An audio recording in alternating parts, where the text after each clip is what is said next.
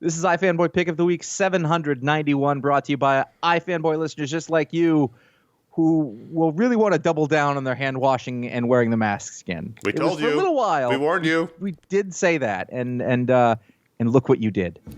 Hey, welcome to iFanboy Pick of the Week, episode 791. I'm Josh Flanagan, and yes, with me back again, Conor Kilpatrick. Hello. To save everybody from the monotony of my endless droning. Good job last week. It's not easy. Thank you. It isn't. Somebody asked, did you edit it? And I was like, no, I edited it 3 times. 2 of them were for yawning in the middle. I had just talked so much I wasn't breathing enough. Sure. And then the last one was 5 minutes to go. I just was I need a drink. It went. So yeah. I slept hard that night. It's fun, though. It's not often. We're iFanboy every week. We read a stack of comics. And sometimes the word stack, they're not literally stacks anymore, but sometimes that doesn't even cover the amount of comic book pages. I made a horrible error. I should have taken this week off. I really should have looked ahead because this was insane. We're going to get to that in 1 second, but clearly I should have planned better and taken the giant week off, not the regular week. Those would have hit you some other week. There's no winning. Yeah. Actually, I still had books. Oh, but just to finish it up, we read the stack of comics. One of us picks the one they like best. We call that the pick of the week. That's what the show's named after. Mm-hmm. I was off a month ago, basically. I was away for a weekend, and both last week and this week, I had catch-up books in there that I had to read. And I was like, oh, so it was on top of all the other ones that were not included in the counts I gave you, by the way. That will come up in the email segment. But yes, I didn't read all my books from last week. I read most of them, though. But nice. Over a longer period of time. Yeah. So we're going to talk about the pick of the week. We're going to talk about a lot of other books. So many this week that you will, this is a teaser, there's a return of a storied and legendary segment. Oh, we're going to talk about the Patron Pick, which is it's Canadian. It's a Canadian. Wow. All right. This is the week it's been. This is it. We will answer with listener mail if we have time. I'm already having fun. It says we will have fun, but I'm currently having fun. I'm very excited to do this again now. There will be spoilers about the books. Connor, you thankfully had the pick after I had 2 in a row. I did. Like I said, it was a lot of books. This would have been Comic-Con week, maybe. It's either the previous weekend or this weekend. Usually what happens at Comic-Con weekend or the weekend after or before is they dump all the books. I don't know why. So I thought that too. I thought, well, last week would have been Comic-Con week, but there's these or whatever. But normally it's a lot of number ones and miniseries and, sort of the highlight stuff. But this was just issues. Yeah. Many issues, mid-run issues. Not bad. No, in a normal week I have high teens in the books, a normal average week. Probably let's say 18, just guess, is the number of books I have in a week. If it's a heavy week, it's I've got 24 books this week. Or if it's a light week, it's I've got 10 or 11. I had 34 books this week. I'm not complaining. I'm just saying the books come out Tuesday, Wednesday. We record the show Friday morning. It's not a lot of time, especially if you have a demanding job and family and other commitments. So, listen, I had a great time reading the books because I thought there was 34 books. There's going to be some good ones in there. But it was a lot. And the pick of the week ended up being Beta Ray Bill number 5, the final issue of the miniseries from Daniel Warren Johnson, Mike Spicer, Joe Sabino, Marvel Comics. And with the first 2 issues were picks of the week. And now that Marvel only puts out 5-issue miniseries instead of 6, at 20 pages instead of 22, we lost 32 pages of story in this. You know what? I will, while I know that there's an economic thing going on there, a lot of times 6 issues felt like too many. And so in this instance, and I think in a lot of the ones that have come before it, 5's pretty good. I think, it's the feeling of stop going on so long or oh, you wrapped it up too quick. I almost prefer the earlier because it, makes them have to make choices. Sure, you get out early. And so the story of Beta Ray Bill has been that Bill had a falling out with Thor. Thor destroyed his hammer, Bill's hammer, and the hammer that Bill uses to turn back from a cybernetic horse into his humanoid alien self. And so he's been depressed. And he's tracked down Odin, who is now a hipster barfly instead of the all-father. Wait, hold on. Let's not blame Thor entirely for this. Mm-hmm. It was his lady friend who was like, "Oh, I can't do this." Well, She's he couldn't the change one. back, and then Sif, who Bill had been hooking up with, was like, "Yeah, I can't do it with the horse," and so that's part of the reason why he got depressed.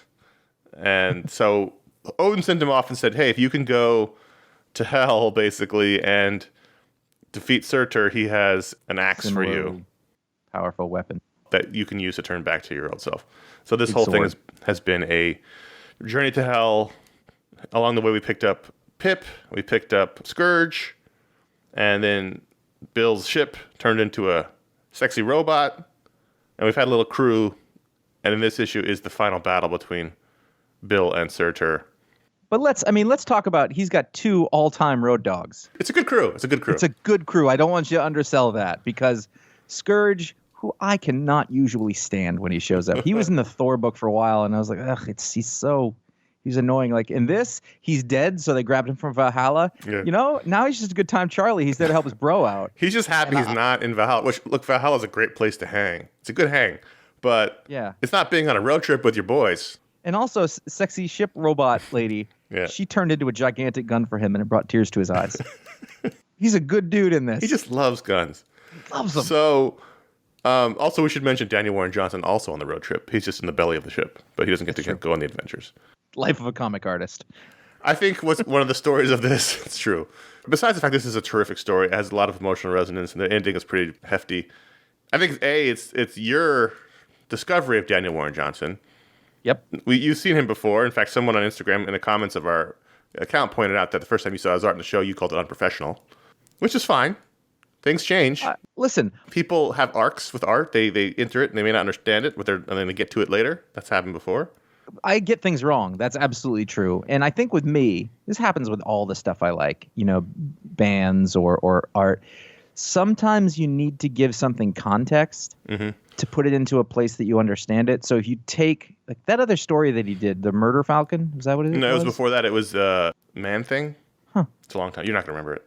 No, totally not. But, you take like the other stories were kind of esoteric and pretty surrealistic, and I have a hard time with that. But you take what he's doing here and you click it into the context of stuff that we do understand in these stories, and then you get to see the skill in it, but also like the uniqueness of it, if that makes sense. Like you see how that voice gets brought into it. Just sometimes you have to, spend some time with art. Like I, didn't like Jordi Bernay when he started on Jonah Hex all those years ago, and by the end of it, he was my favorite artist in the book. So it just happens. That's to happen sometimes. Anyway, I would point it out because this is a tour de force issue in a series that's been a tour de force of art, but this is the big fight. So Daniel Warren Johnson gets to really go all out.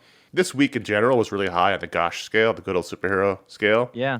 And there's a lot of books where I was like, that was awesome. But this was just giant panel after big fight after Surtur punching Bill way into the distance and foreshortened punches and kicks. Bill charging at Surtur, and then tons of sound effects on the boards. Yep. But also very emotional, resonant. Pip gets just impaled and Scourge cries about his giant gun, and they all come together. They all work together to defeat Surtur. And, the ship becomes the gun. Scourge shoots him. Pip distracts him. Then Bill finally gets the axe and cuts off Surtur's head. Now Surtur's not dead because he's basically one of the many devils in the Marvel Universe. But he's defeated, at least temporarily. It was a thrill ride to get to the point where it ended and you got to breathe, and then there was the fallout, and it was just like, wow, that was a great comic book. And a great series. This is one of the best miniseries that Marvel's put out in ages. Just real quick, when you see sends the list to me, or I send the list to Connor when you've got the pick, and I see what it is, and I hadn't read this yet. Part of it, I had so many books, I actually got to it when I was in like the churn of it. I got to this and Strange Adventures, and I was like, I'm leaving those for later. Yep. Because I didn't want to, just be trying to get to the next book as I was reading through it. So I hadn't read it, and obviously we'd enjoyed it a lot, and you made it the pick, and I was like, oh no, he built up an expectation. And it fulfilled all of those expectations. I was like, oh yeah, there's no justification here. There's no quibbling. Like, oh yeah, this is and it's a finale, and it's a melancholy ending, and like the fight scenes are like, I don't care about fight scenes, but when they're done really well, like it's an art. You're like, wow, look at this go. It was everything. Daniel Warren Johnson's dynamism is off the charts when he does this stuff. I remember going back to the first issue when it was like very Lord of the Ringsy, when Bill was rallying these Guardian troops. It was like that kind of stuff was just so cool, and he just does incredible. As you said, the foreshortened punches and the blur, and He uses all the tricks here, and they all work. The sound effects on the board, there's something about those things. You and I both love that, but I think there's something that makes the page so visceral when it's just not a sound effect that's been digitally put on top. It's drawn into the art. It's part of the design. Yeah. It becomes part of the design, and therefore it lives organically with it. There's one where Pip gets impaled on Searcher's hand. By the way, that drawing of that hand after it's gone through him is amazing. And then he hits the button to sort of teleport away from him after he's left a bomb on his arm. And the sound effect is, teleport. And it's drawn on there, and it lives. It brings it all. Even if this is drawn digitally, and I'm going to just assume it was, it is still more organic than, things that get put together in a process of several people. And I'm not taking away from letters. No, not at all. This process, which doesn't really happen all that anymore. I mean, it used to be like a guy who was a professional artist in comics. Old guy with cigar. Could do like full-on type. Jack Kirby could letter his books. He could draw the thing. I mean, he didn't all the time, but he could do it. They could all do that lettering and that hand-drawn, that thing that only Chris Ware can do now. Right. And Todd Klein. Right. And then, the ending is the Valkyries come back to bring Scourge back to Valhalla. Pip is going to live because it's superhero comics. And clearly the ship's in love with Bill, but that is never really discussed. It's all in glances and, it's all very British. And then we see that Bill's not walking away from this unscathed. No. He goes to visit Pip in the infirmary in the ship, and Pip says he's so happy because Bill is whole again. And, Bill is not whole again. Well, despite the fact that he can now change back and forth. He is looking into the reflection of the ship and sees his cyborg horse self, and he says, I couldn't be happier, and no one believes it. I think that this does something really nice in terms of a full circle story, is that, the first thing you think is he's on this journey so that he can look like himself again, or his image of himself. Mm-hmm. His lady friend, she rejects him more or less because of what he looks like. And then he's like, well, I have to fix this. He goes on this whole thing, this odyssey, and what he looked like wasn't the thing that needed to be fixed. Yep. And that's really interesting and dramatic because, as a motivation, that's a little thin.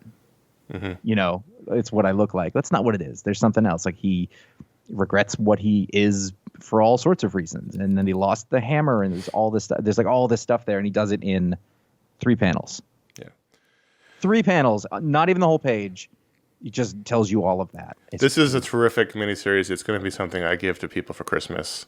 I have friends who are friends of the show, people who don't read regularly anymore, but I always give comics to on Christmas, and this will be one of the books I give out because it's just a perfect little package. I think I started to say this and I got distracted, but what I was thinking when I was reading this was that it's really nice in comics, and I think that this keeps you and I going a lot, is that a few times a year there will be something that is exemplary. Mm-hmm. And you go, oh, this is where it comes from. And it's not that everything else is bad. So before this, Superman versus the Klan or whatever that is, or that Thunderbolts miniseries, or, like when we read Dragon Hoops last year, just a thing that reaffirms the medium for people who love it. Yeah. And this is one of those things. And now this one's, Old Man Hawkeye was one of those. And they'll just be a great, usually it's a mini, but sometimes it's a run. And I need these. They really reinvigorate. It's fun to talk about them and see all the things that we spent all these years sort of getting to and trying to understand, and to see them at work. You're like, oh yeah, that's what it's supposed to be. Yeah, I was always very excited to see Beta Ray Bill on the pull list or the shipping list. Yeah. And now in a week, again, full of 30 plus books and tons of heavy hitters, it may come as a surprise that up until Beta Ray Bill, the pick league is going to be Action Comics 1033 by Daniel Warren Johnson's brother, Philip Kennedy Johnson. They're not related. Vote Kennedy, 60. Daniel St. Pierre is the artist. Adriana Lucas, Dave Sharp. Lucas. I don't know why I said it that way. Adriana Lucas, Dave Sharp. This is just part 4 of this War World Rising story. But Superman is in a place, and I'm going to have my Superman rant in the next book. This was an exemplary Superman comic. Did you read this? Yeah. No, I'm reading all the Superman books in action.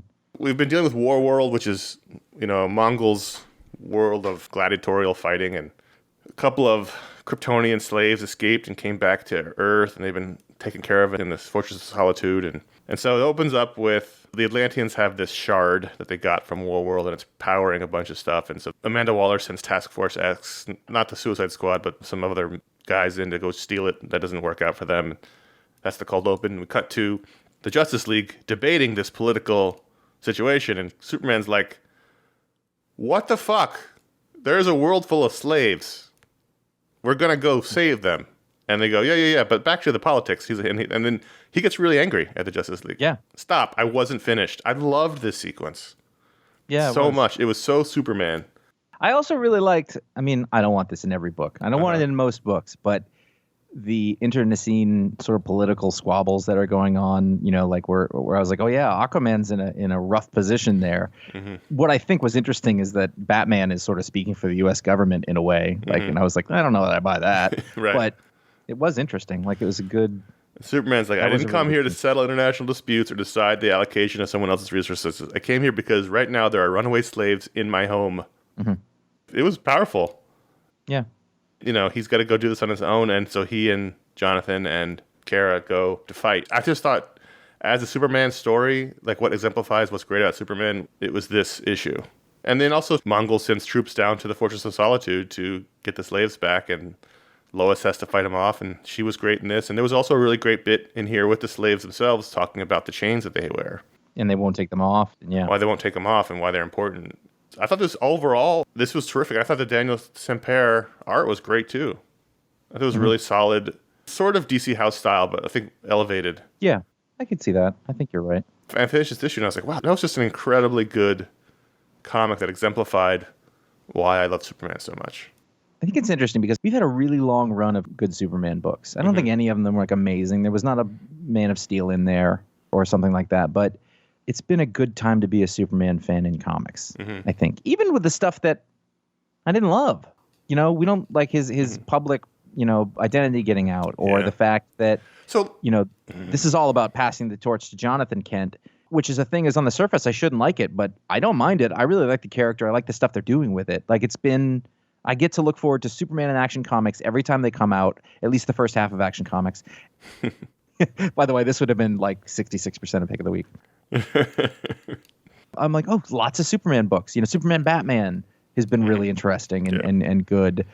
Yeah, so it's been nice. What did we gain by having his identity revealed? They don't ever deal with it anymore.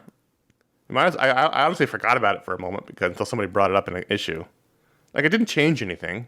I think maybe it lets them focus on Superman.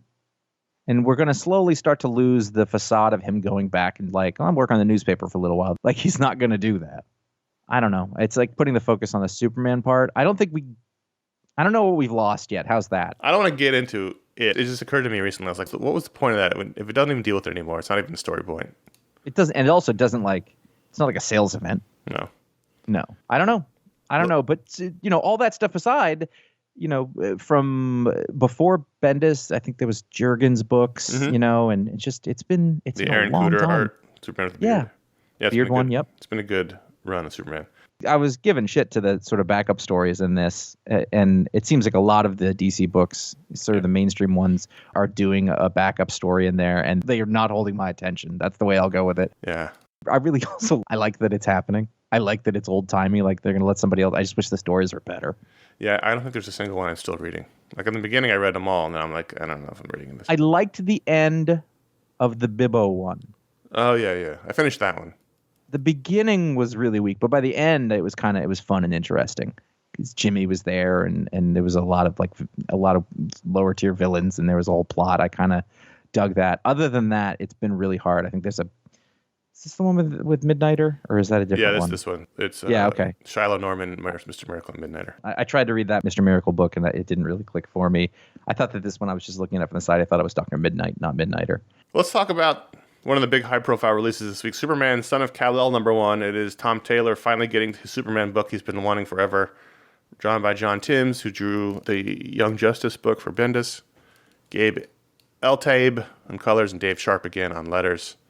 Cover is a homage to the classic Superman cover. And I I am of two minds of this issue, so I want to hear you talk about it first. Well, I kind of alluded to it. I enjoyed it. I don't think it was like the most amazing thing. I don't like the general idea of Superman being replaced by his son going forward, but at the same time, I really like the stories with his son. I like watching Superman grapple and Lois grapple with this other kind of a story they never have had to. They have this kid, and like he's a good kid. Of course he's going to be a good kid. I don't like that everybody's constantly alluding to the fact like that you are going to be the best thing. Yes. Oh, God, I hated that so much. It'd be more interesting if there was a little more mystery to it, but we knew he was going to be okay. I don't think we think he's going to, but you are the chosen one is kind of difficult. I really like Damian and his relationship a ton. Mm-hmm. Although this Damian bears no relation to the Damian in any of the books, physically or mentally. But as an evolution of the Batman-Superman friendship, I think it's very interesting. I think that he did it really well in the other book, in the Deceased, the zombie book. Yeah. So I think there's a lot to like if you don't think about the stuff that you don't like. Yeah, I mean, it's hard because I think Tom Taylor is the best DC superhero writer, like mainstream. Since Jeff Johns. He's the new Jeff Johns. He's not doing what Tom King's doing. He's the new Jeff Johns. Mm-hmm. He gets the world. He gets the characters. He gets how to write them. He gets how to pull at your heartstrings. He gets it. I'm not saying that wasn't happening here. The problem is foundational. The problem is that things that they were going to do before Dan DiDio got fired, which was age all the old characters out and bring in all new young characters, some of it's bleeding through for whatever goddamn reason, and now they're getting rid of Clark Kent and replacing him with his son. His son's fine. I don't really like him, but I don't really dislike him. He's just fine. I prefer Conor Kent, who is still in the universe somehow, because now we just have two of everybody. I don't like the idea of pushing Clark Kent, the most important superhero of all time, off the stage. I hated the idea of all of these people constantly talking about how he's going to be better than his father. Okay, don't shove it down our throats. These guys don't know that. And then at the end, he's like, I'm going to be better than my father. I'm going to punch climate change in the face. Well, you can't. You can't do that. You can't punch financial inequity and climate change and racism in the face. I don't want a comic full of those kind of like it just because you can't do it. I can really get a visceral thrill out of punching Brainiac in the face because he's not real, but the real issues I'm dealing with every day, he can't solve, and so I don't necessarily need to have that happen in the comic. So that was frustrating for me as well. I just don't like the idea of what they're doing. I don't want Superman pushed off into becoming some space character who's never on Earth anymore, or whatever they're going to do with him. And I hate the costume.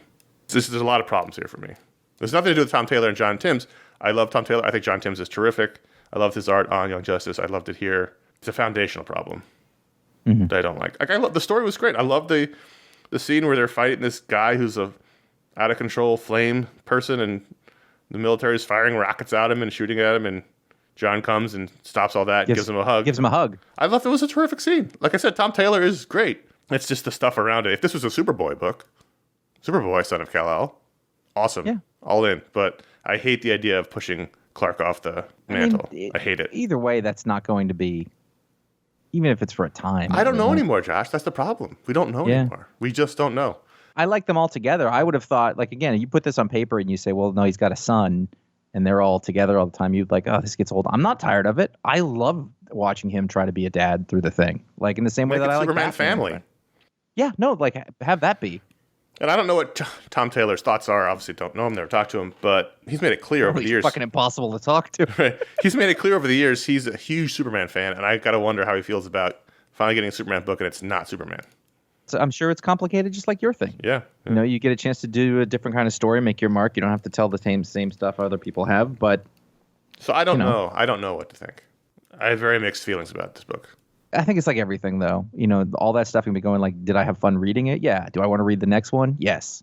I'll get what I can out of it. It's still a good Superman story as far as I know. Whatever happens down the road is going to be down the road. The United States of Captain America #2, Christopher Cantwell's miniseries exploring Captain America's influence across the country of America, with art by Dale Eaglesham, at least in the main story. The backup story is written by Mohale Mashigo, with art by Nacha Bustos. Talking about the first issue, this is where Cap and Sam are on a road trip because someone stole Cap's shield, dressed up in his classic Cap outfit like a speedster character, and has been besmirching Cap's name. And so they've discovered there's a whole network of local Caps around the country who are serving local needs dressed as Captain America. And this is their road trip, discovering that. I always love a road trip story. This issue was strange. Josh, you take it away. Yeah, I should like this a lot more than I do. Yeah, that's my feeling. I love Christopher Cantwell's work. You know, the things that I love about him are still in here. I have always liked seeing Dale Eaglesham on stuff, but this is not clicking for me. It's very... I'm trying to think of a non-pejorative term that somebody would say social justice warrior for, but it feels like it's trying very hard to be socially relevant in a way that isn't fitting in exactly. I don't know. It's heavy-handed. It's heavy-handed. It's I guess it's for me, like, if you're somewhat literate and know it's like these aren't new things. I don't want to be taught this thing. And I know that comics used to be for kids and you would, this is how you would teach them about the world or do whatever. But that's not who's reading these things anymore. And so it just feels like rudimentary social awareness. And then the voices of Steve and Sam are off for me. They don't Steve is really like insecure. Like I was like, I could see these characters who aren't these two men talking on a TV show somewhere and it'd be great. The dialogue's great. Mm-hmm. But like Steve is so unsure of himself through the whole thing. It's weird. Yeah, I don't know if this is all still supposed to be fallout from the Secret Empire thing, where nobody respects Captain America anymore, including all these cops and people who They need to drop that. It's terrible. And you're right. Steve is like, oh, shucks, I guess I'm okay. And Sam, you're a better Cap anyway. You look good in that. Yeah. It's not Soldier Steve. It's similar to Superman. It's where it's like they're tearing down Steve Rogers to build everybody else up, but you don't have to tear down the classic characters in order to build up other characters. You don't have to make them feel less than to do that. I also I understand that he can be vulnerable and he can have self-doubt or whatever. Have that be there, but don't put it up front. Show, don't tell, maybe. It just doesn't feel right. And maybe it's just a matter like I can completely understand how if you're talking about a national emotion and a zeitgeist or whatever, I see where this comes from 100%. But I kind of like, well, then write him as the voice we need, not what I am. Mm-hmm. Does that make sense? Like he's supposed to be the hero. Be the hero. Do the thing. Be human. Do all those things. But like, if he's confused like I am, well, fuck. Like he's Captain America though. Like have him be the best of America. Yeah, like the people in town yelling at him, "We don't need you here." It's like this is not the Marvel universe that I know. And I've also the girl, Nichelle, Captain America, Captain America of Harrisburg. She just wants nothing to do with them. Yeah, that was the weird thing. It's like, why are you then dressed as him?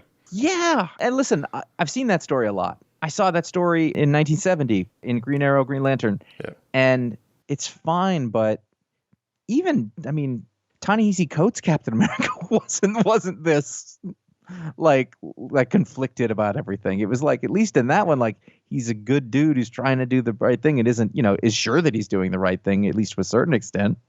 I don't know. I just don't understand if you're doing this story about Captain America inspiring all these people to be the Captain America of their town, which I think is an interesting story. When they first heard about this, I thought that's interesting. The people who dress up him should at least like him. Then otherwise, why are they dressed up as him? They would pick something else to do. If she seems to actively dislike Captain America, and it's like, okay, well then what's the point of this? Yeah. Why are we doing this story? And she's like, yeah, but what about Isaiah Bradley? And we just watched Sam deal with that in the other show, and he's sort of made some peace with it. And I'm like, so now we have to convince everybody else to go through the story that we already watched Sam Wilson go through or read about it in other comics, which I guess is fair. But all these are valid things, but they're not necessarily entertaining, and you have to do both of those things. Yeah. They don't dislike it. I just finished it. I was like, well, I don't understand why we're doing this then. It's kind of, yeah. I mean, I get why we're doing it. I just don't know that it's working. Also, Dale Eaglesham is bad at drawing Captain America on a motorcycle. It doesn't look right. It's weird. Why is Sam doing wheelies? Yeah. I mean, I don't know. Yeah, it's weird. It's weird. I thought the art on the backup was really good. Yeah, no, actually, the backup, I think I actually enjoyed more than the front story in this one. And I thought the same thing. I was like, who's this? This art is awesome. Yeah, it looked really good. Yep. I don't like the one leg. I know she was a gymnast, but the costume with one leg out. Doesn't make any sense. No, it does not. Even as a gymnast, it doesn't make any sense. Not a bit. That Texas Blood Number 8 came out this week. I thought this was one of the better issues. I've always liked this book. Sure. I say it like it's coming out for 30 years. I've always enjoyed it, but in the beginning, I couldn't tell. Christopher Condon's the writer. He's from New Jersey. It takes place in small town Texas. I didn't know if he was getting the voices exactly right. My whole family's from Texas, and many of them are from small towns. But I think he's settling in. This cult story is just creepy enough where it's not over the top. I really liked all the backstory here. I like the flashbacks. I like the relationship with the wife. I like the relationship with the partner in the present day. I love the double-page spread where they're sitting in the diner. Yeah, that is like my favorite double-page spread. On digitally, it was a page turn for me, but what a great sort of way to do things. Well, I literally just rewatched Lone Star last weekend, the classic late 90s John Sayles film that's very similar to this. And one of the tricks he uses in that movie is he's constantly changing time within a scene like this, where he starts on one character and pans, and then suddenly we're in the past in the same physical setting. And that's what happened here, where the double-page spread, where he's on one side in the present with his partner, and he says, "Oh, it all happened right over there." And he points across the diner, and in the double-page spread, he's there as a younger man on the other side of the diner. Like, I loved that. It was very cinematic. So that was great. That stood out to me immensely. I think it's a great tone, and I think the dialogue and the voices are good, but it definitely is influenced by films more than real life. Oh, yeah, which is fine. I don't think that's a problem. I don't know that that's bad, but I think that this book has a patience to it, which is let you live in the world for a while, which is difficult to do in comics, by the way. You can do it in a movie, but like they've really recreated that No Country for Old Men, the laconic, dreary kind of. We're 2 issues into this new story, and we really have not, really started this story yet. Yeah. So I keep looking at it as like, okay, we're spending time with this guy, but also I'm looking at 2 artists sort of create a feeling that is different than what happens in a lot of comic books. And I'm in. I don't always know what it's necessarily happening, but it's interesting. It's really interesting, and I think it's pretty skilled, especially for people who are not veterans. And Jacob Phillips is the son of Sean Phillips, who was Ed Brubaker's collaborator on his crime books, and also the colorist on those books. Yeah, he became the colorist after they stopped working with Elizabeth Brightweiser. And I don't know if you noticed, but on the back there's a quote. It said, "That Texas Blood is the best damn comic I've read in years." Michael Lark, Lazarus and Daredevil. Yeah. I think Phillips is a good artist, but I think he's getting better. There's a couple of really terrific cartoonist work here. Facial expressions. Yeah. So there's some silent stuff in the flashback between the main character and his sheriff, because here he's a deputy, where they're talking to this investigator from LA, and there's some great communication going on just in their faces. Like this was really good work overall. I think he's, if you look, I bet if you go back and look at the first issue, you're like, oh, that's Sean Phillips. And now, you've got this person there. He's doing, more or less a monthly book, but a regular comic book, all the sequential storytelling, like, he knew how to do it clearly, but now he's doing it on the regular, and that's going to sharpen anybody up who's got skills. And it just looks, it's starting to look a little less like Sean Phillips than it did before. Obviously there's influence there. How could there not be? Yeah, for sure. And by the way, if you're going to be influenced by somebody in storytelling and comics, I couldn't tell you a better guy, than Sean Phillips. So it's impressive. And what's interesting also is that it's taking the Brubaker Phillips thing, which is doomsday sex cult in LA, Hollywood, and bringing it into small town Texas here. So it's got a little bit like it's almost like, I'm not saying it's a homage to that, but it feels like that's something of the story they'd be doing. But they'd be doing it in LA, and it would focus on the criminal. Whereas this, we're spending time with the quote unquote good guy. Yeah, I like this whole issue a lot. So it was really good. Yeah, I did too. I look forward to it when I see a new one has come out. So the big release this week, saving it for last, Strange Adventures number 11 up 12. This is the Tom King, Mitch Gerrard's, Doc Shaner, Clayton Cowles book. This is the penultimate issue. We've got the big thing that happens here, and this whole issue is basically an argument between I was going to say Doctor Strange, Adam Strange, and his wife Alana, as he admits to doing the thing that we suspected he had done, which is trade his daughter for peace on Ron. This went in several directions I wasn't expecting, and very much greatly reaffirms the idea that this is a Black Label book out of continuity. Because if not, they would have ruined Adam Strange forever. Yes. Yeah. Yeah. Because when you pull a gun on your wife, it's basically over at that point. I have mixed feelings, and I part of me is thinking, I think in 12 we're going to shift in some way that I don't see coming. And when I said I'm thinking, I think it's I'm hoping. Mm-hmm. I don't know what that's going to be. I'm very open to it because this is a rough place to leave a story. Well, we have an issue, and again, we keep going back to this. Mr. Miracle didn't make full sense until issue 12. Right. So we'll see. You know, that said, the work being done in here, the sort of craft of it, there's some real. I mean, I don't know a better looking book, and two guys who don't really have similar styles also just working so well together. Yep. You know, and I mean, they're both doing career work. These weird owl alien things was just brilliant sci-fi comic book. Great design. Yeah, and you know how the story when their arms pop out, and there's a bit where he's like they're describing how they would kill us. In quite a bit of detail, you know, and then you actually see that they follow through on that later. Yeah. When they get the pics, and like I was like, that is space comics. Mm-hmm. I don't know if it's good old fashioned superheroes, but it's like good old fashioned space fantasy. Right. Gasp. Guff. Gasp. Gosh. You know, but that I was like, oh, that's the kind of thing that got EC Comics shut down.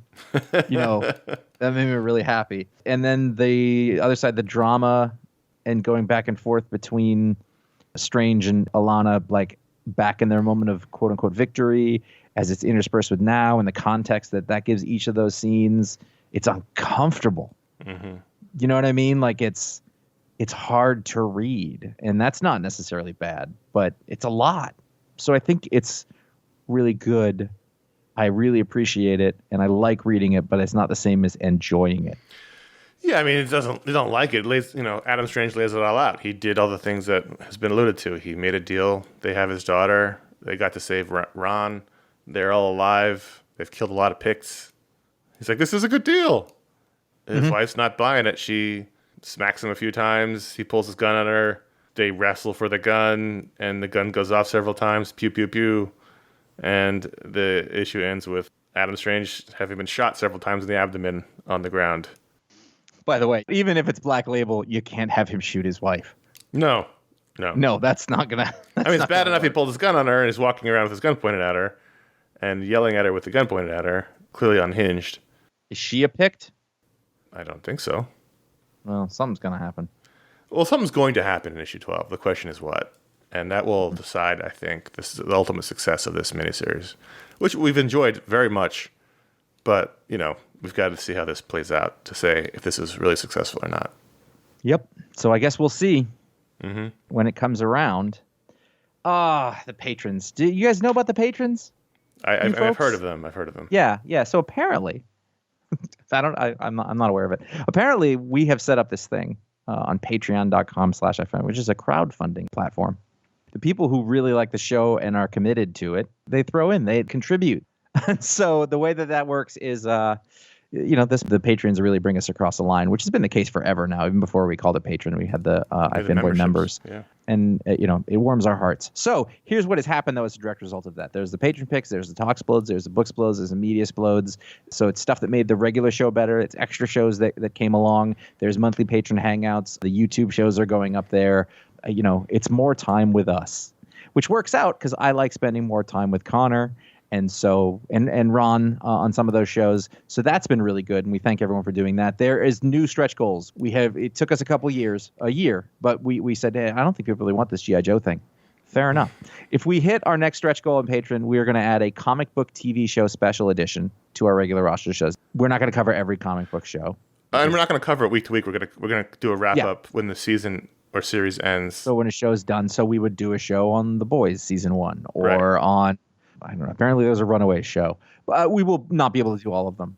The shows we're watching already, yeah, we will cover as when they wrap up season-wise. We will cover all those shows. There's a lot of them. Yep. We're watching a lot of them. Yep. And then finally, there's the Patron Facebook group over on Facebook and the Patron Discord server on Discord, which are just, it's really nice to see those communities again. We've talked about that before. Thank you to everybody who does that. And I know you hear me say thank you all the time. I'm an inveterate thanker. I thank people constantly, and I always try to mean it. And I do mean it. But I think people are like, oh, he always says thank you. Wait a minute. What? Do you mean it when you thank me? I do. Okay. Like I have people who work for me. I only have like several employees, who are on my team, and I'm constantly like, "Thank you, you did a great job." And like they're all like, "All right, you say it all the time." I was like, "But I mean it. I really do." And I mean it to them too. iFanboy.threadless.com is a place where you can get either T-shirts primarily is the first deal, but after that, there's many forms of upper body wear. That can have these designs put on them and other various items that are there. You should go there and check it out. The amount of product is almost staggering at ifanboy.threadless.com. And also they do great, like my threadless shirts that I've done through they're holding up. They're really good. Mm-hmm. I love that heathered. I think it's tri-blend. Yeah, it's the tri-blend. Yep. Yeah, that's good stuff. And the other stuff too. There are 8 designs currently. We have 2 new shirts being added to the store very, very soon. It says if not already. I would be shocked if this was available. Yeah, they might. There's an outside chance they're going to be on the store by the time you hear this, but probably not. But very, very soon. We would prefer to make sure that they're what we want. Yeah. Finished. So that will, but really soon. Like they're like we've been saying, they're in development. They actually are. So then you don't want to deal with any of that stuff. You don't want to sign up for a thing. There's ifanboy.com/support. You'll find a direct donation link via PayPal if that's the thing that you want to do. That's how we did it in the old days. That's how Dad did it. Is that the Marvel line we reference the most that no one else does? Yeah. I love it. One. I love that line. I don't know why. It's great. And it's the enunciation, too. There's ifanboy.com/Amazon. You can find links to buy the books that we talk about in the books below. You can find the links. There's always the pick of the week is linked. The music in the show is linked on the show page. And just the general link, if you go through there, that's our affiliate link. And we thank everybody who does those things to keep the show going and keep us motivated to make sure that we're paying you back for what you're investing. And now, ring a ding ding. So we haven't done the Bell segment since 2019. So if you're a new listener since then, you don't know. Occasionally, or in the past, probably 6 or 7 times, we've brought the Bell out when there's a lot of books we want to talk about and not enough time. So what happens here is Josh and I have a list of books. We get 20 seconds on the clock for each book. At the end of 20 seconds, the bell rings. Your time is done. Move on to the next book. So here's my question. Yeah. You will be timing, but can you time while you're doing it yourself, or should I time you? No, I can. I can do it myself. Okay, all right. You have a system. I just want to make sure. It's a bit of a cheat because I can see how much time I've got left, and I don't get cut off usually. But right, I see what you're saying. I can definitely do it.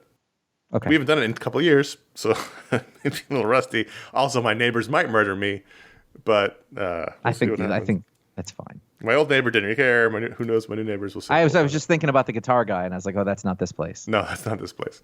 But it's early in the morning here. But I just had a panic attack as I looked, and I was like, I don't remember anything about this book that I'm supposed to talk about in 20 seconds. That's okay. You only have 20 seconds to fill. So that's true. We're going to start things off. Did you say I only have 20 seconds to fail? Fill. I'm going to start things off. I'm going to hit the timer in 3, 2, 1. My first book is Groo Meets Tarzan, #1 from Dark Horse, Sergio Aragonés and Mark Evanier. This was just strange enough to pick up. I was a huge Groo fan as a kid when it was one of my favorite comics. This is 80-something Sergio Aragonés drawing a full-on Groo Meets Tarzan book with crazy panels and Comic-Con jokes, and I love the hell out of it. I can't wait till... It was so fun. Robin #4 is Robin is still in this Lazarus competition, and he goes and he has a little conversation with his grandpa. It is trying to sort of like tell him what to be and how he's doing wrong things and helping him. And it was really nice because it's the two sides of Damien. I really enjoyed this series a heck of a lot. I really like the art. It should be terrible. It isn't. It's super fun. Hit that, missed the button. Fuck. All right, there we go. Avengers Mech Strike #5. This is the final issue of this miniseries, which is super high in the Gosh scale. This is all about the Avengers fighting Kang throughout time, and then Black Panther getting the power of eternity and fighting Kang with his power and basically turning Kang against himself. And this was the best Avengers story I've read in ages. Fun art, great story, great characters, and Kang. We have Black Knight, Curse of the Ebony Blade #5. Man, the first bit of this was great, and as we kept moving through it, I was like, oh, what he's doing is passing the torch onto a younger character, a female who is of color. And I have no problem with that, but every single book does it, and it's super transparent. I was like, all right, have her move around. So, good book. What am I on? Shang-Chi #3. This continues Shang-Chi's trip through the Marvel Universe. This issue is with Wolverine. And I'm actually really liking this team-up storylines he's doing. It's, it was tied into the film to make him feel part of the bigger Marvel universe, but I thought this particular story where you deal with the mutant side of things and how the mutants are hated by these clans was really good. Batman Superman number 20. I liked this all along. I don't think I liked it as much as you did, but as we get to the end of this story and we're going through different worlds, I love this book. And it is a shame that he's not going to keep doing it, because I've really come to look forward to this and enjoy it. It's crazy. And it's so good, and it's so well written. Also, the best Etrigan dialogue.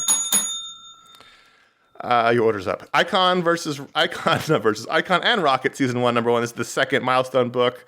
And much like Static, it was just okay. It was kind of a bummer. It was Reggie Hudlin, who's he's a veteran of the comics industry and the entertainment industry, makes films and TV shows and comics, and it just was kind of dull, and not really compelling, and it's a bummer.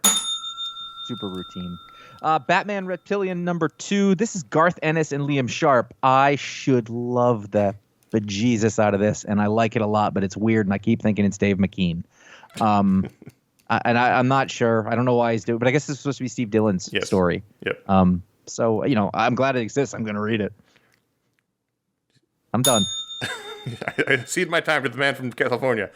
The Scumbag number 8. This is the result of 9. This is the result of the Ray zapping Earth and everybody turning into Ernie. Ernie's powers, or Ernie's personalities now infected everybody on Earth, and he developed a superhero team. There's a lot of unexpected sci-fi and superhero elements in this, but I really enjoyed it. Ernie is just really compelling. Lost my place. Usagi Yojimbo, the Dragon Bellow Conspiracy number 2. I got to tell you, at this point, every time a new Usagi issue comes out, and there's 2 monthly series going on right now, and I love it. I'm so happy to read Usagi Yojimbo in a way that I never did. I know exactly what they make me happy. They're like the best comfort food in comics. Where am I? Oh, the Blue Flame number 3. This is I don't know what to make of this book. Still don't feel like I don't know what it means or what it's trying to say or what it's trying to do. It exists in 2 parallel timelines. I don't get it. I want to get it. I want to like it more than I do. I'm not feeling it right now. I'm not giving up on it, but I'm not understanding it. I'm just going to say Spanish Larry to you. Maiden Korean number 4. I did not see this book going where it's going, and I can't tell you if I like it or don't, because it is super interesting, but it's incredibly disturbing. I'm reading, I'm like, no, don't do this. And it's very stressful and kind of weird that it's a Columbine story so long after the fact. But, more or less, it's a good book. Black Cat number 8. This is strange also because it comes on the heels of the strange Marvel annual story about the Infinity Stones, and here the Black Cat is on a heist and she is trying to steal something very important, and fake Nick Fury tries to stop her, and the result is she has stolen Star's body. And I don't know what that means, but I enjoyed it. When did that happen? I don't know. Daredevil number 32. It's a really good-looking book, and out of all the female Avatar characters, I really like this Elektra as Daredevil, but at the same time, make this story stop or get to the point. Get on it, okay? Let's do the showdown with all the people and move along. You got more time. 3 seconds. 2 seconds. I'm good. Take a breathe. Shadow Doctor number 5. Again, the final issue of this 5-issue miniseries. I thought it ended rather abruptly, but then I thought about it. I thought, okay, well, if you're going to end it at 5 issues, that'd be a good place to end it. In this issue, the Doctor, who has thought that Al Capone is sort of his fucked up friend, Al Capone reveals his true racist colors, and so that inspires the Doctor to go to the feds and talk about Al Capone. What does that mean? I don't know, because we're done. Old Guard Tales Through Time number 4. This is the one where we had Matt Fraction and Steve Lieber doing a story that I thought was great and looked really good that I don't fully understand. And then after that, we have this rad Civil War era story. And it was kind of everything I wanted out of a book. I'm trying to look at who did it, but David F. Walker. Finally for me, Fantastic 434. With the last issue was Pick of the Week. This issue could have also been Pick of the Week. This book is so high on the gosh scale. This is one of our favorite books. This is the aftermath of the wedding in which Johnny Storm was revealed to have slept with Doom's fiance, and there's a big fight, and there's Doombots, and it was just so satisfying and terrific. Oh, she put the face on? Yeah. Symbiote Spider-Man number 4, Crossroads number 1. Peter David is just having like a moment where they're like, just do Peter David comics. And he's like, will do. And I didn't care about the cover or I didn't care about the story, but you want your gosh, you want to talk about your good old superheroes, man. Give Peter David, even Greg Land here. It was great. It was super fun. And it's exactly what I wanted it to be. All right, there you go. That's the Bell segment. Whew, that was stressful. It was. What's funny is I had all the books I had lined up on my iPad, and there was just no time to even open them. So I'm amazed I remember everything, to be honest with you. But that was fun. It sort of forces you to really get to the heart of what you're talking about. The only problem is afterwards, I didn't get there. That's true. I didn't have it. So even though we did all those books, I think I added up. Of all the books we talked about today, I still have like 12 books I read we didn't talk about in the show. That's how many books I had this week. So that's the Bell segment. Let's move on to the Patron Pick. I thought this was going to be a short show. We'd have tons of email time, but we are not getting there. Patreon.com/iFanboy. If you are a patron, every patron can vote to add a book to the rundown. That's what the Patron Pick is, just a book to add to the rundown. This week, the winner by a huge margin was Amazing Fantasy #1 by Kara Andrews, a story and art by Kara Andrews, letters by Joseph Bino. And this is a 5-issue miniseries, a fantasy book set in the Marvel Universe. First of all, so Kara Andrews was the guy that took over on the Immortal Iron Fist after David Aja. Do you remember that? Mm-hmm. That was a long time ago. No, I do not remember that. I know who he is. We didn't like it. We were like, oh, this is terrible. And we stopped reading it. Oh. He went away for a while. He made some films, came back, and he deploys so many art styles in this. Not 100, but like 4 or 5. Yeah. And they're all terrific. I mean, the first time I ever saw him, he did like a Spider-Man story in like a manga style. Oh, yeah. And it was really interesting. Like, the story wasn't amazing, but the art was something to look at. And he shows up every once in a while, and does interesting stuff. He's like, I can't think of an equivalent that they have at DC, but you kind of literally don't know what to expect. No. And I was reading this and I see Amazing Fantasy, and to me, that's what Amazing Spider-Man was called before it became, changed into Amazing Spider-Man for all sorts of publishing reasons. So I kind of just thought, it'll be like a throwbacky thing. And I don't think I paid much attention to the cover, which is fantastic. Great cover. Bearded Steve Rogers riding a winged lion with an axe and arrows in his shield. How'd those arrows get embedded in that shield? Not the point. So as we go through it, it started to occur to me, I was like, oh, I get it. It's a fantasy story with these characters. Mm-hmm. And I went, all right, cool. Let's do that. That's basically the reaction I had. I thought this was a lot of fun. The premise is a bunch of classic Marvel characters, Captain America, Spider-Man, and Black Widow, are pulled out of the time stream at various times, but it's all very early. We have 40s Cap in the war. Oh, I want that book, by the way. I want that book badly. Young Natasha, Red Room era. She's probably like 12, pulled out of her world there. And then 60s teenager Spider-Man. I love how none of this makes sense time-wise. Doesn't have to. Natasha's in the 80s with like Reagan as the president. He's just about to become president. So it's 1980. You've got 40s Cap and you've got 60s Peter Parker. And they're all pulled out of the timeline and brought to this fantasy island.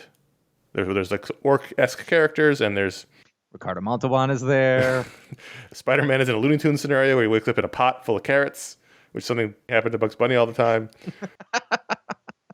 Steve has to save the young cat lady from being killed by orcs, and there's just a lot going. We don't know what's going on yet, and they haven't even met each other. They don't know that there's other people here, but the Kara Andrews art, each character's story had its own art style. I loved the Peter Parker art. I loved the Steve Rogers art. I really like the Black Widow art, and then the actual action on the island has its own particular style. I just thought this looked great, and I had tons of fun reading it. It's just wacky enough that I liked it.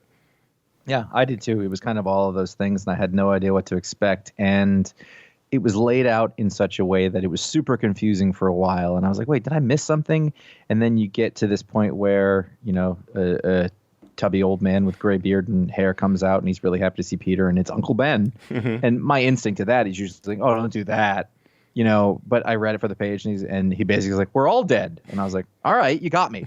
I'm grabbed by this, and it's just sort of complete novelty, which is really a rare thing in Marvel Comics, and just the sort of silly fun.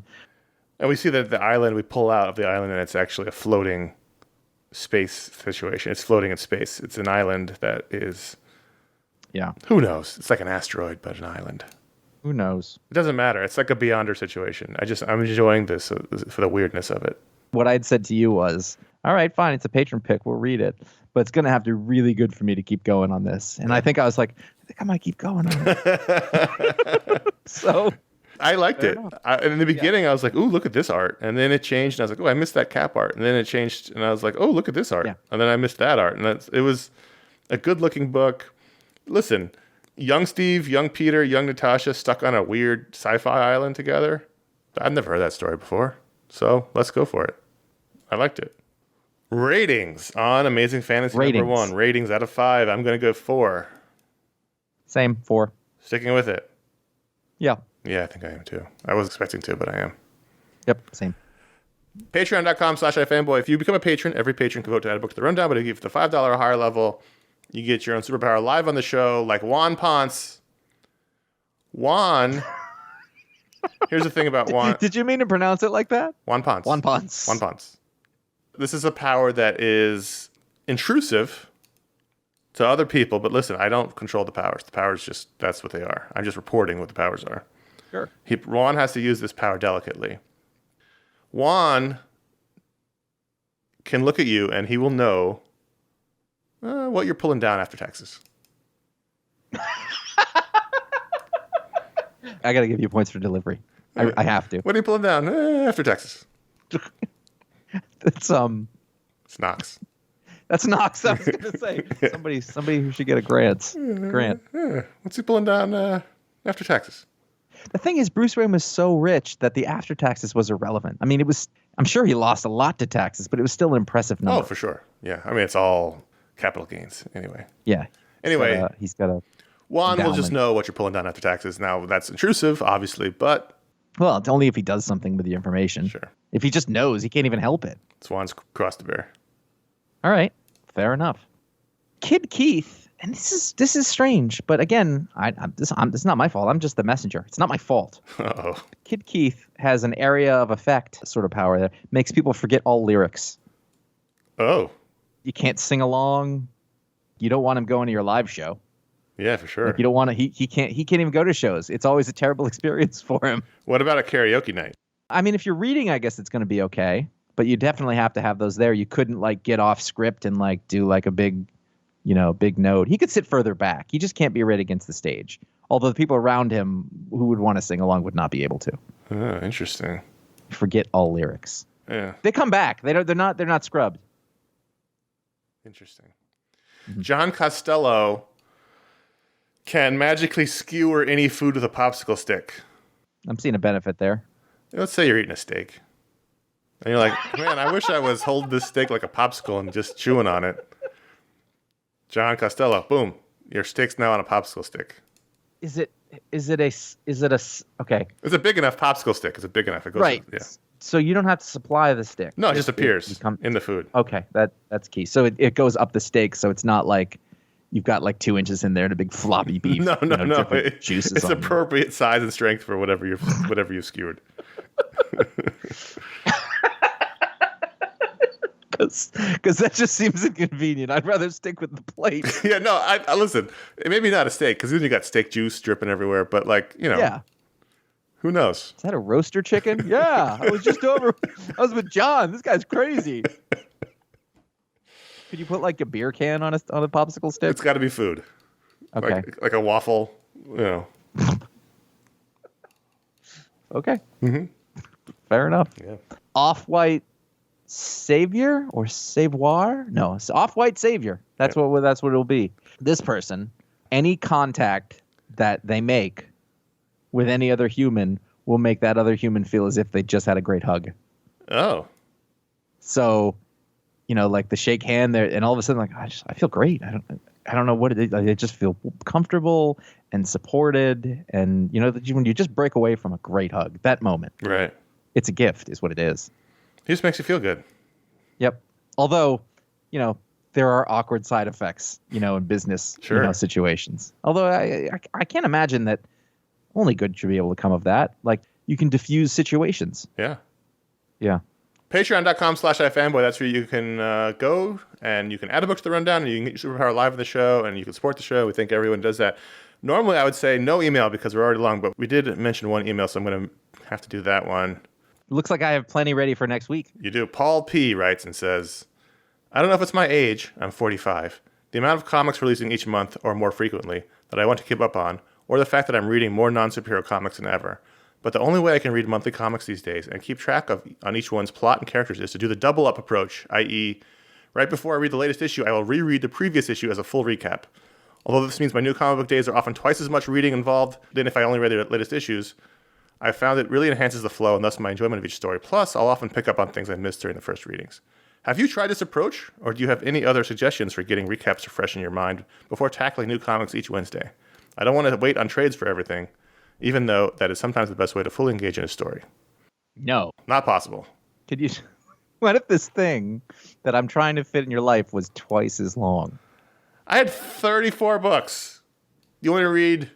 He's not suggesting 68 comics? I'm not going to fault Paul for having the fortitude and making this a priority so that he enjoys his thing more. I get it. I wouldn't do that. I do think, though, that if you happen to have the last issue, a flip through probably couldn't hurt. Sure. I'm just not organized in that way. So I don't do that, but I could see how that would be helpful. In fact, I should probably do that more. Like if I'm 5 pages in, don't remember, like just look at the last issue, flip through. Let me be clear. It's not a bad solution at all. I'm sure it's very helpful. I wouldn't want to read it twice, though. I don't think many of them are good enough to do that. It's just not feasible. For us, it's not feasible. Yeah. We've, as I said many times, we are not your normal comic fan. We have, 36 hours to get these books read before the show starts. So there's no way doubling up. Even a small week, like a 10-book week, I still just don't have time for it. I gotta say, I really like diving in. And I consider it to be a strength of the book.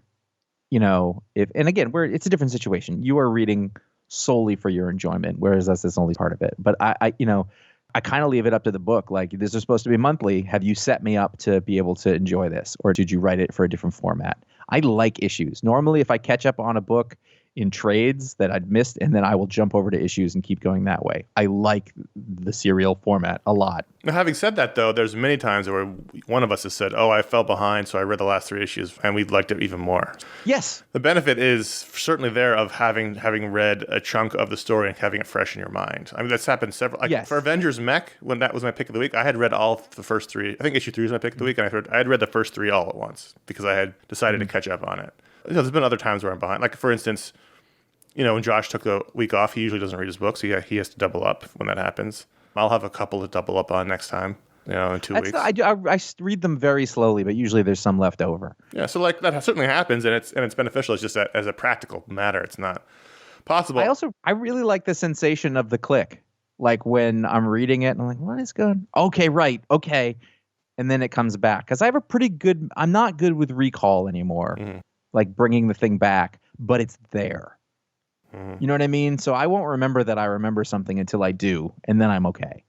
Usually. And I don't know any other methods really to do than to, you can either read them in trade or you can read them, in chunks. But, there's a lot of books that come out. Marvel has recap pages, and I will often glance at those, at least just like the last couple of sentences. Be like, oh, right, that's what happened. Mm-hmm. But DC doesn't do that, so you have to really sort of figure it out. I think the recap page is... like that should be mandatory, yeah. But then that's another page for them. That's a page that they got to pay somebody to do. Right. That's a page they got to print. I understand why they don't.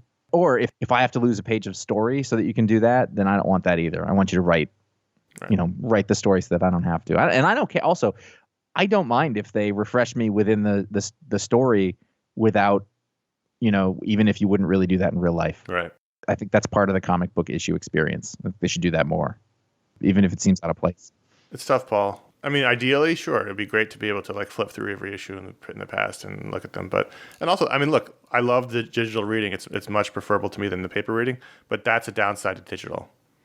Is, previously I'd have a stack of books because normally I'd let up like a couple of months stack up before I put them in a long box, and it's just much easier to just grab it out of the stack and flip. But you through can it. also like on Comicsology, you can flip back. You can see for sure, but it's just not. Download it's just not right there. And it is though. It isn't. It Literally, isn't. you don't have to move. Go to the cover, swipe right. No, I know, but it's just different than like really quickly like flipping through an issue. You can flip through it faster than you can swipe through it, in terms of recognition. I just tend to not do it. And like I said, there's just not the time for us to go back and look at all the previous issues. That's a great question. Thank you for that conversation. Yeah. I'm real glad that works for you. And I'm also very impressed that at 45 you have the time for that. And that's not being snarky. No. I really am. Contact@ifanboy.com is where you can send emails. If you have a question for a Media Explode show, you can put Media Explode in the subject line. Make it good because there's a lot of competition for a one monthly show. That's true. That is true. We get to what we can. It is really fun to do those. So maybe we'll pull some into the Hangout or something like that so they don't go to waste. But, what are the shows out now besides our regular show? We have our special edition Black Widow review show. We have our special edition Batman the Long Halloween Part 1 review show. We have our latest Media Explode show, which was a mailbag show. Speaking of emails, we had let a bunch pile up, so we decided to answer 4 or 5, and I thought it was terrifically fun. I liked doing that episode a lot. Coming up soon in August is our next book explode, which is on True Believer, The Rise and Fall of Stan Lee by Abraham Reisman. Fabian Reisman. Oh, shit, I read the wrong one. And that's our first ever prose book explode. We'll be talking about that next month. And Overdue. Oh, technically, as you're reading this, it's not overdue. But as you're listening to this, it is. Talk explode from Josh. I could show you a list of how much pull I no longer have in comics of people who have not responded to me. It's a good list, too. Like, they would have been great shows. I'm still working on it. I have no need to put up a facade. That's where we are. The thing with the Talk Explode, as we said before, is anytime you're dealing with a guest, it can be a pain in the ass to schedule. You will get 6 Talk Explodes in 2021. Whether you get them exactly in the proper monthly release form is probably not going to happen, but you'll get 6. And to be fair, I have the next one. I know who it is that I want to do, and it is based on timing. So I didn't want to move it up. Yeah. So we'll get there. You'll get your 6, and they'll be good. That's the other thing. Like, I don't want to talk to just anybody. I want it to be a good show. I want it to fit in the kind of thing that I like to do. So that's the thing. Just like the designs for the T-shirts, got to be right. Mm-hmm. You can go to ifanboy.com. You can find all of our shows and our vast history of comic book writing from all of the people who have written for the site over time. You'll find links to most of the comic book podcasts that we have ever done that are there. It is an enormous amount. I think that Talk Explodes in the 90s. We should be coming up on 100. Yeah. At some point soon. So there's a lot of sort of comic book oral history in there. You can like facebook.com/ifanboy and @ifanboy on Twitter. And @iFanboy Comics on Instagram. You can find out what the pick of the week is before the show comes out. You can follow us individually @CS Kilpatrick on Instagram, @J Flanagan on Instagram, and you can subscribe to our YouTube page at youtube.com/iFanboy to keep up to date with the old iFanboy video show re-uploads. This is what it was like me talking for an hour last week. This past week, there was a mini, and it's a new comics preview from June 18th, 2008. That is probably not going to be as relevant as some of the others. I believe that's the one we shot at Alex Robinson's house right after we interviewed him. Oh, that's when I made one of my best friends. I looked at the thumbnail. I'm standing on a balcony in Manhattan. That's got to be. Oh, yeah, that's his. I've slept in that room a lot since then. He doesn't live there anymore. Pick of the Week podcast number 200 live. Is that Hanley's? Our first live show at Hanley's. We broke it up into 2 shows. The first show was the actual show itself. The second show was the audience questions that we took, which is this. That's what this one is. That was a life-affirming moment. Yeah. Like, that's one of those milestones in my life. So that's great. That's a good time. I can still have a very strong memory of sitting there and just being like, why is this happening? And we would be doing the show like normal, but then people would laugh and clap. That was the show where I realized that I had a woman from high school listened that I didn't know. She was there. And then a guy from elementary school listened. And I don't think either one of them knew it was me. It was very strange. Now, I have relationships with both of those people over social media. One of them. I don't think you do the second one. It starts with an L? Yeah. You do? Yeah. All right. Yeah. Fair enough.